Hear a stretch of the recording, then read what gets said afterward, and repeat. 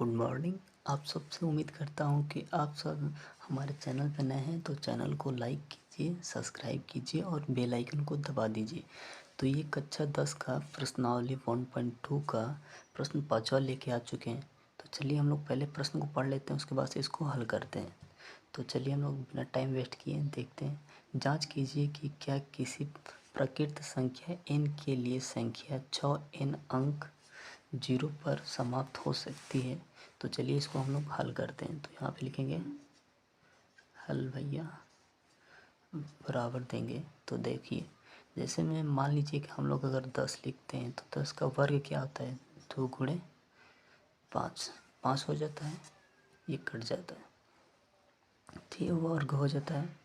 और फिर से जैसे में ये हो गया, तो अगर हम लोग करें इसको, जैसे में 6 है तो 6 का वर्ग हम लोग का क्या होगा, 2 गुणे 3, ये हो गया, 2 गुणे 3 हो जाएगा। अगर इसको हम लोग इस तरफ से लिखें, अगर 5 से करें तो 5 जीरो आएगा, क्योंकि ये कटेगा नहीं, अगर ये विभाज्य नहीं होगा और ये समाप्त संख्या, अपने आप से संख्या समाप्त नहीं होगा।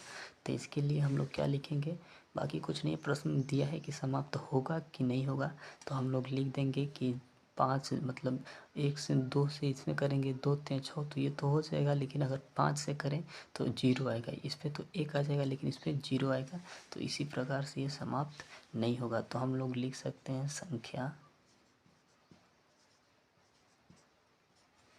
6 0 पर समाप्त नहीं हो सकता है। तो सो गाइस, बस इतना ही करना है इसमें, बाकी कुछ नहीं करना है। तो अब आप सब समझ गए होंगे। तो चलिए हम लोग अगला प्रश्न देखते हैं। बाकी इसमें बताना है कि समाप्त होगा कि नहीं होगा, तो बस यही, और कुछ नहीं करना है इसमें। तो गाइस, तो आप सब एक बार अच्छे से देख लीजिए, ताकि हम इसको मिटाएंगे अब। तो चलिए,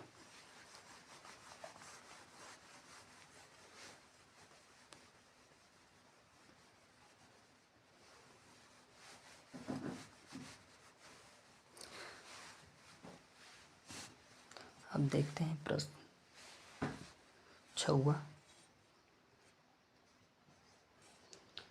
हम लोग का दिया है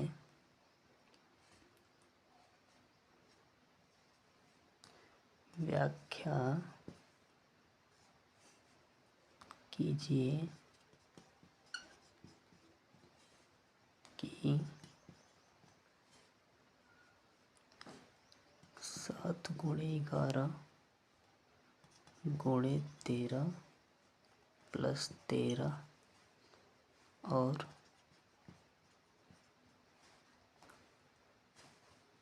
7 गुणे 6 गुणे 5 गुणे 4 गुणे 3 गुणे 2 गुणे 1 प्लस 5 भाज्य संख्या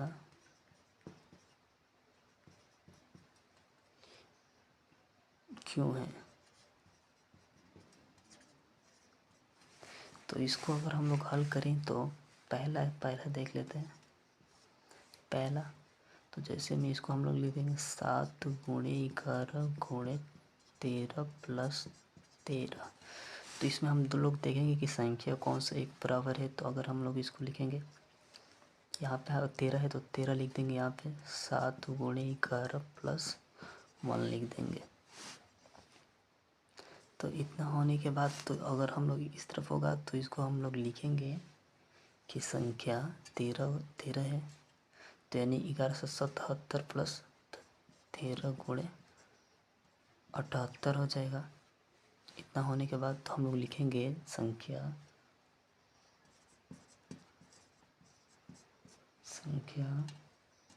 13 से विभाज्य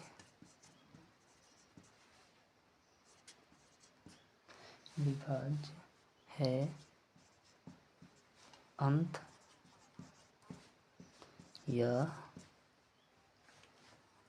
भाज्य है, भाज्य है, क्योंकि 13 से तो 13 कट ही जाएगा एक बार में, और ये 78 भी कट जाएगा, तो ये संख्या भाज्य है।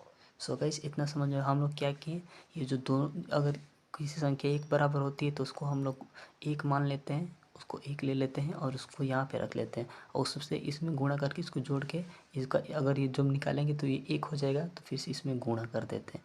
जैसे में 1177 और एक इस जो लिए यहाँ पे उसके लिए एक लेते हैं, तो एक ले लिए तो 78 हो गया, इसी से इसमें गुणा कर देंगे, तो इसी तरफ करना होता है। अब हम लोग लिख देंगे कि संख्या 13 से ये भाज्य है, अंत्य भाज्य है। सो गाइस तो पहला हो गया, अब हम लोग दूसरा करते हैं।